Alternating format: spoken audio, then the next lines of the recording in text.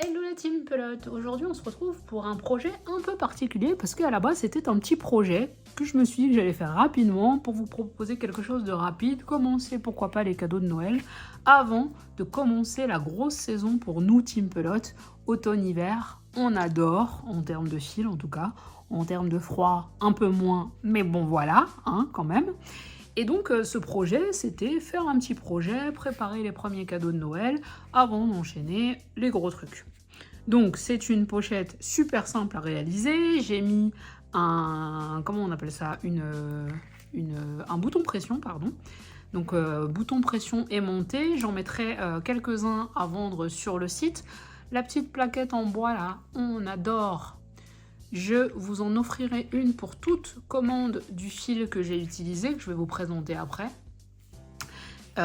Jusqu'au 31 août, je vous offre la petite plaquette là pour la pochette. Ce projet à la base, il se voulait rapide, etc. Et entre-temps, on m'a envoyé le lien vers le site de l'Institut Curie et un défi qui se sont lancés, 20 000 pochettes pour Curie. Et je me suis dit que ce tuto n'arrivait pas par hasard, donc je me suis dépêchée à le faire, etc. Puisqu'il va falloir envoyer nos pochettes avant le 25 septembre 2025. Ce sont des pochettes qui vont être offertes pendant tout Octobre Rose à nos sœurs, mères, tantes guerrières qui se battent actuellement contre un cancer du sein. Et donc j'ai trouvé que l'opération était top. Donc c'est du crochet, du tricot, de la couture. Enfin, je vous mets le lien, vous allez pouvoir voir ce que vous pouvez faire. C'est pas forcément rose, contrairement à ce qu'on peut croire souvent. Et je me suis dit que c'était le projet idéal. Vous avez aussi sur ma chaîne une pochette qui s'appelle la pochette Zola, qu'à la base j'avais fait pour mettre des livres. Si ça vous dit de participer ardemment à ce projet, bah allez-y.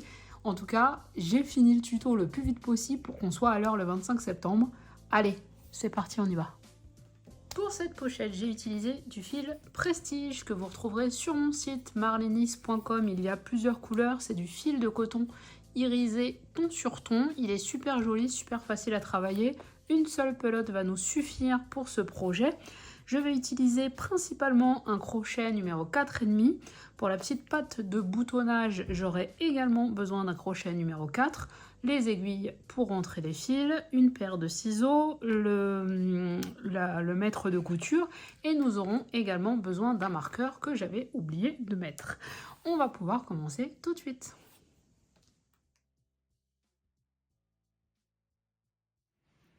Nous allons commencer en montant une chaînette de 24 mailles. Donc j'ai préparé un petit marqueur parce que dans la 12e, on va mettre le marqueur pour délimiter en fait, pour marquer l'endroit où on fera nos augmentations. Donc je fais 24 mailles, je commence par 12 en fait, 1, 2, 3, 4, 5, 6, 7, 8, 9, 10, 11, 12. Dans la 12e que je viens de faire là, je mets mon marqueur et je fais 12 autres mailles pour faire 24. 1 et 12. Donc j'ai donc ma première chaînette, ma première c'est la dernière d'ailleurs, ma chaînette de 24 mailles, je vais pouvoir commencer. Ce point se commence toujours et se termine toujours par 4 mailles coulées. Donc on va venir travailler la maille coulée, non pas dans la toute première maille ici qui est collée au crochet, mais dans la deuxième. Donc je fais une première maille coulée, une deuxième, une troisième et une quatrième. Quand on a fait nos 4 mailles coulées de début de rang, on va travailler en maille serrée. Donc la maille serrée, on pique dans la maille, on ramène notre fil vers l'avant, on a ainsi 2 brins, un jeté, 2 brins. Je pique dans la maille, je ramène mon fil, je fais un jeté et je passe dans les 2 brins.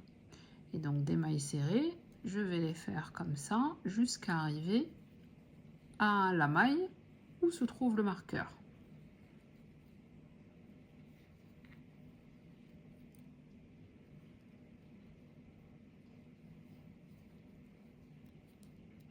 Je suis à la maille où est le marqueur, Dans cette maille-là, je vais mettre 3 mailles serrées.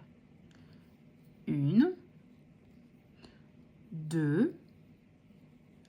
La deuxième, je vais remettre le marqueur dans cette deuxième maille. Et j'en fais une troisième. Donc, à chaque fois, là où se trouve le marqueur, je mettrai 3 mailles sur toute la partie augmentation. Donc là, je reprends des mailles serrées jusqu'à ce qu'il me reste 4 mailles sur mon rang. On ne doit pas être loin là. 1, 2, 3, 4 pile. Donc les 4 prochaines mailles, on va les travailler en mailles coulées. Donc 1, 2, 3 et 4. Donc j'ai mes 4 mailles coulées, j'ai ainsi fait mon premier rang. On va pouvoir commencer le deuxième. Le deuxième, en fait, c'est celui qu'on va répéter jusqu'au rang 12. Donc jusqu'au rang 11. Du rang 2 au rang 11, on va faire exactement la même chose. Ce que je vais vous montrer là. Donc on fait une maille en l'air. On tourne le travail et à partir de maintenant, on va travailler dans le brin arrière de nos mailles. Donc je vous montre ce qu'est un brin arrière. Quand vous prenez une maille au crochet comme ça, ça nous forme un V. Vous avez un brin qui est vers vous, un brin qui est un peu plus éloigné de vous. Le brin avant, c'est celui qui est vers nous. Le brin arrière, c'est celui qui est le plus éloigné. On va travailler dans les brins les plus éloignés de nous, les brins arrière. Donc, j'ai tourné le travail.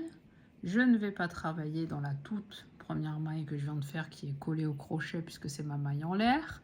Je vais y aller à partir de la deuxième maille ici. Donc je pique uniquement le brin arrière.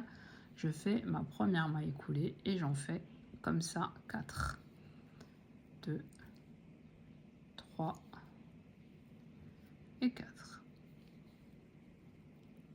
Je fais des mailles serrées toujours dans le brin arrière jusqu'à arriver à mon marqueur. La maille du marqueur, je fais 3 mailles serrées toujours dans le brin arrière. Donc 1, 2, je remets mon marqueur dans cette deuxième maille.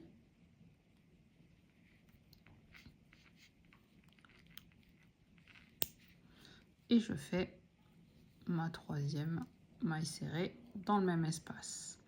Je repars en travaillant toujours dans le brin arrière sur mon rang jusqu'à ce qu'il me reste 4 mailles.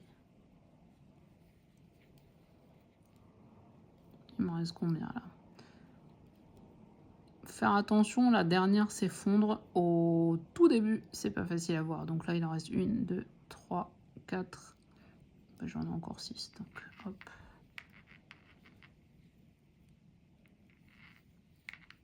Ok, j'ai mes 4 dernières mailles. Je fais ma première maille coulée dans le brin arrière. Au début, c'est pas évident, on n'a pas beaucoup de marge en fait. Une première maille, une seconde, une troisième. Et la quatrième, pour avoir une bordure la plus nette possible, si on veut, si on peut, si plein de choses, on va essayer de prendre les deux brins. Donc non pas seulement le brin arrière, mais le brin avant et arrière. Hop, le brin avant et le brin arrière.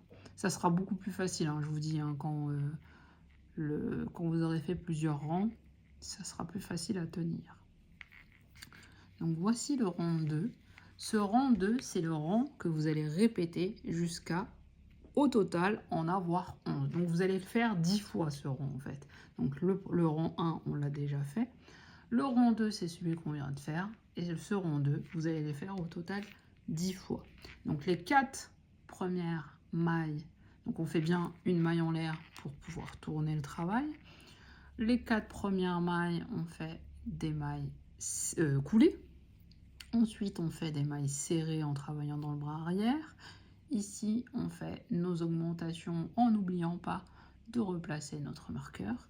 On redescend en mailles serrées.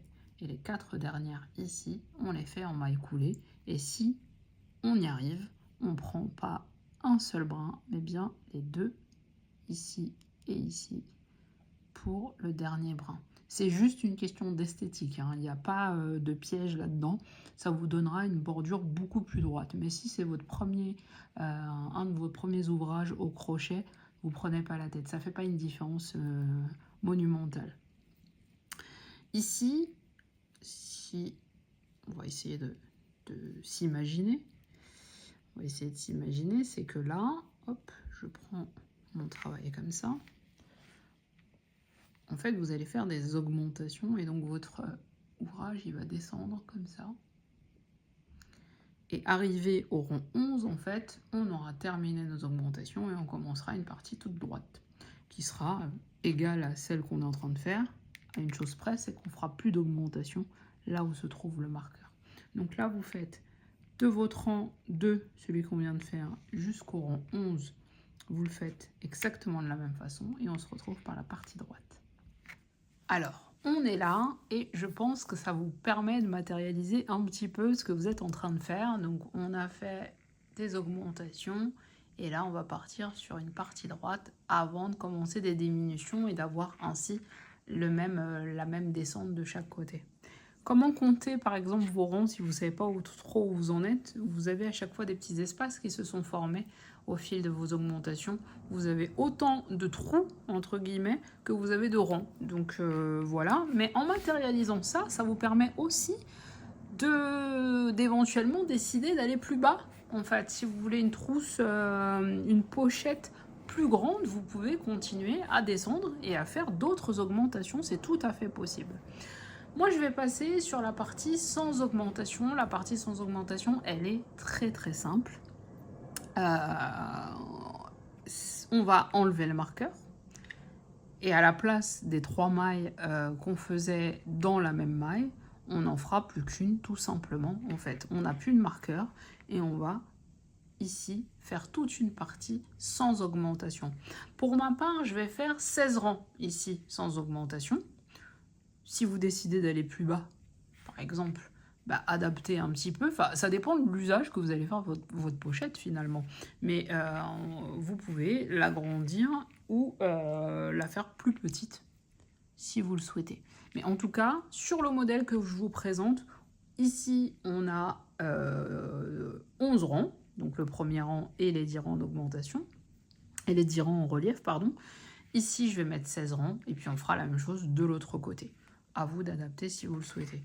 Donc, si j'ai besoin de vous montrer, mais je ne pense pas, on va enlever ce marqueur qui ne nous sert plus pour le moment. On le reprendra au moment des diminutions. Donc, je fais ma maille en l'air pour tourner. Je commence à travailler toujours dans le bras arrière en commençant toujours par mes 4 mailles serrées. Donc, 1, 2, 3 et 4. Et à partir de là, jusqu'à ce qu'il reste 4 mailles sur le rond, je travaille dans le brin arrière et je fais uniquement des mailles serrées. Il n'est plus question d'augmentation ni de diminution. Donc je vais faire comme ça 16 rangs. Et effectivement, on n'a plus forcément les trous pour compter le nombre de rangs qu'on a fait. Mais j'ai envie de vous dire, est-ce qu'on est à un rang près? Pas du tout. On n'est pas sur quelque chose qu'on va transformer après avec une encolure, etc. Donc si vous en avez 15 ou 17, je vous assure que ça ne sera pas la fin du monde et ça ne va pas tout décaler. Tout va très bien. Donc là, j'arrive à l'endroit où habituellement je fais les augmentations. Et bien, je n'en fais pas. Tout simplement, je passe et je continue à travailler mon rang de façon tout à fait normale. Donc jusqu'à ce qu'il reste les 4 mailles que je finirai de la même façon avec des mailles serrées, donc sur les 4 dernières. Donc vous voyez là, c'est très simple. Vous allez avancer et faire le nombre de rangs que je vous indique ou que vous souhaitez. Donc à savoir que moi je vais en faire 16. Vous faites le nombre dont vous avez besoin pour obtenir la pochette qui vous plaît. Et on va se retrouver pour pour faire nos diminutions. Donc ça y est, il me reste 4 mailles. Je fais mes 4 mailles coulées. Je finis tous mes rangs sans augmentation ni diminution. Et on se retrouve pour la partie où on remontera en fait pour avoir quelque chose de symétrique ici. Allez, à tout à l'heure. J'ai fini avec la partie droite. J'ai remis mon marqueur, je vais vous dire où le mettre, et on va partir sur les diminutions pour avoir la même forme. Pour placer le marqueur, on le place pile au milieu. Donc vous allez compter vos mailles ici. Si vous avez suivi le même nombre de mailles que moi, vous en avez normalement 46. Donc là, j'ai placé le marqueur dans la 23e maille. Si vous en avez plus ou moins, vous mettez au centre de votre rang. C'est assez simple. Donc, de l'autre côté, on avait fait des augmentations. Ici, on va faire des diminutions. Je vais vous montrer, c'est très simple. On repart exactement de la même façon.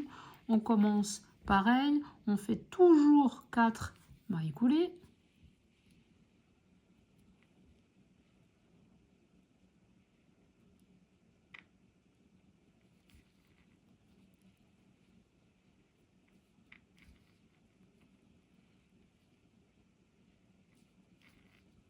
Nos mailles serrées jusqu'à arriver une maille avant le marqueur. On s'arrêtera à... Voilà, on va laisser entre notre marqueur et la dernière maille qu'on va travailler, on va en laisser une. Parce qu'on va les travailler ensemble. Je vais vous montrer, vous allez tout comprendre. Donc ici, je fais des mailles serrées.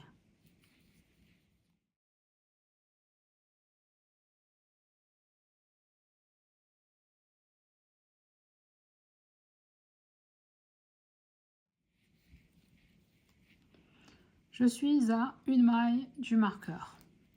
Je vais enlever le marqueur et je vous montre comment faire la diminution. Je vais prendre la première maille, je ramène le fil. Je ne fais rien d'autre. Je vais dans la deuxième maille, là où était le marqueur. Je fais pareil, je ramène le fil. Je vais dans la troisième maille, je fais pareil, je ramène le fil. J'ai 4 brins ici, je vais faire un jeté et je vais passer en une fois dans les 4 brins. Et je vais pouvoir remettre mon marqueur ici. Et je reprends normalement maille serrée dans le brin arrière et les 4 dernières mailles en maille coulée. Ma dernière maille coulée, je fais une maille en l'air, je retourne, je reprends avec 4 mailles coulées, 1, 2, 3 et 4. Je reprends avec des mailles serrées jusqu'à être à l'avant-dernière maille avant mon marqueur. Je suis à l'avant-dernière maille avant le marqueur, je l'enlève et je fais exactement la même chose. Je prends un brin de cette manière, un deuxième comme ça, un troisième comme ça. J'ai 4 brins sur mon crochet, je fais un jeté et je passe dans les 4 d'un coup. Je remets le marqueur au-dessus de la maille que j'ai formée ici et je reprends ensuite mon schéma. Donc là, vous aurez compris qu'on fait des diminutions et le but en fait, c'est de revenir à 28 mailles. Nous avions 28 mailles au départ, nous avions 24 mailles, pardon, excusez-moi, au départ et nous allons avoir 24 à l'arrivée. Donc ici,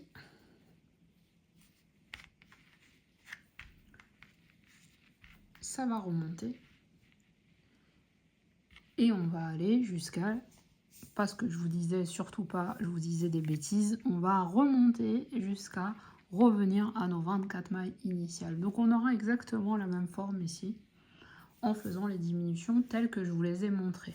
Donc là, vous continuez vos diminutions. Si vous aviez fait plus d'augmentation que moi, vous avez forcément plus de diminutions que moi à faire. N'oubliez pas de bien déplacer le marqueur au fur et à mesure. Ça se joue avec les 2 mailles qui sont de part et d'autre du marqueur. Vous répétez ces rangs autant de fois que nécessaire, c'est-à-dire que si vous avez suivi mon modèle à moi, vous en avez du rang 29 au rang 39, donc sur 11 rangs pour revenir à 24. Donc on continue et on se retrouve une fois qu'on aura presque fini la pochette. Je suis là, j'ai terminé, j'ai une jolie forme, celle que je voulais en tout cas.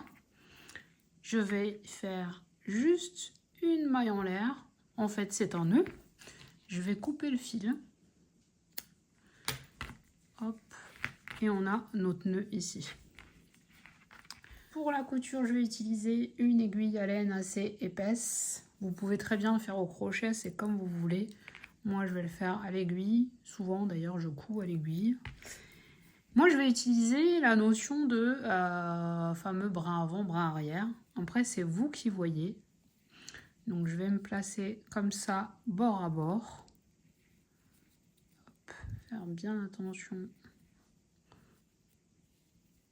d'être bien face à face. Et je vais utiliser, en fait, je vais utiliser le brin avant que je vais connecter avec le brin arrière. Je le fais un peu au milieu là pour que vous puissiez voir comment je vais faire. Après, c'est vous qui voyez. Donc, le brin ici qui est le plus proche de moi avec le brin le plus éloigné de moi. Donc, le brin avant que je connecte avec le brin arrière. Le brin avant, le brin arrière. Vous faites attention d'être bien en face, de façon à avoir une couture bien face à face et bien droite. Donc moi je vais reprendre, hein, mais je voulais vous montrer que ça vous donne ça, quelque chose qui va être bord à bord et qui ne se verra donc pas. Donc on fait les deux côtés comme ça, on peut rentrer les fils déjà avant de se retrouver pour les petites finitions. J'ai fini la pochette, je vais maintenant faire la patte de boutonnage pour pouvoir refermer joliment. Je passe au crochet numéro 4 et je vais commencer par faire une chaînette de 11 mailles.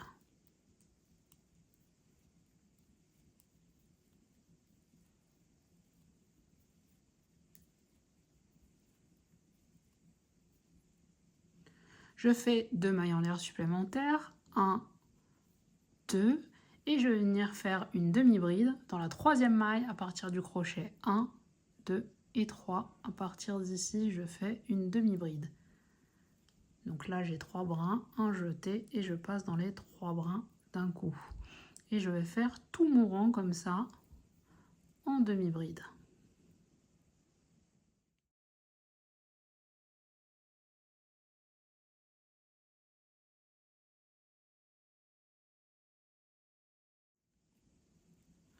Une fois que je suis arrivée à la dernière maille, je fais 2 mailles en l'air. 1, 2. Je tourne. Je viens mettre une demi-bride au pied. Tout de suite ici, je mets une demi-bride. Et je refais un rang complet de demi-bride. Je vais faire des demi-brides comme ça jusqu'à avoir une bande qui va faire en hauteur 8 cm. Donc vous faites le nombre de rangs nécessaires pour avoir 8 cm et on se retrouve pour finaliser cette petite bande de boutonnage.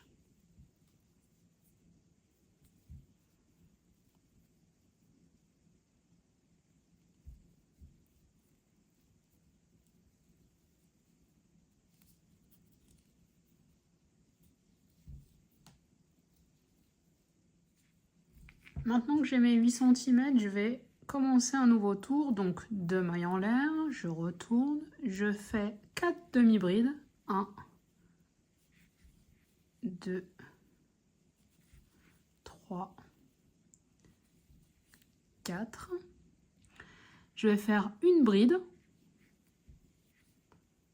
Donc une bride complète. Et dans la maille du milieu ici, je vais venir mettre 7 brides dans la même maille. Donc vraiment des brides. 1,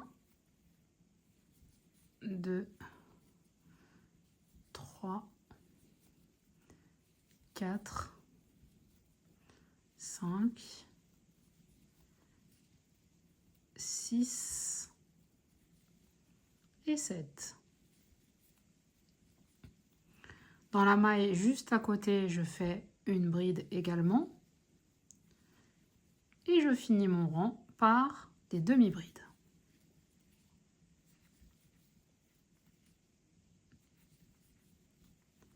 Et la 4e demi-bride ici. Je fais un nœud, donc une maille en l'air. Je viens couper le fil.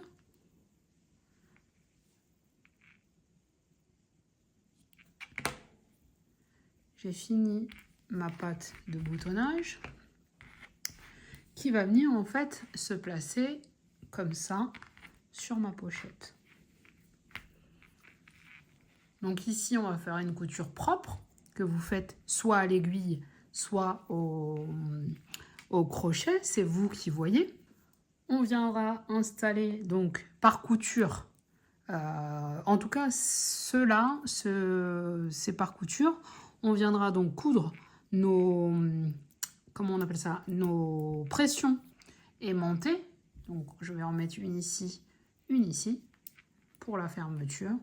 Et comme vous avez pu le voir en début de vidéo, j'avais mis une petite plaque en bois que je ne sais pas où elle est passée durant ce tuto, mais je vais la retrouver pour pouvoir la remettre.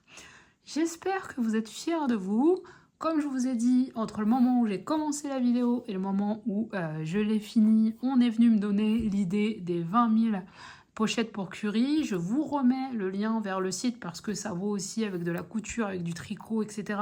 Vous avez sur ma chaîne aussi la pochette Zola que j'ai fait l'année dernière, qui est très sympa. J'avais faite pour mettre mes livres. Elle peut aussi servir pour cette opération. En tout cas, je trouve que c'est une belle action et qu'on peut faire de belles choses. Et un petit cadeau qui fait chaud au cœur. Ça ne nous aura pas coûté grand chose, mais si ça peut donner du baume au cœur à toutes ces femmes qui se battent, ben, ce sera merveilleux. Je vous dis à bientôt pour une nouvelle vidéo. Ciao, ciao!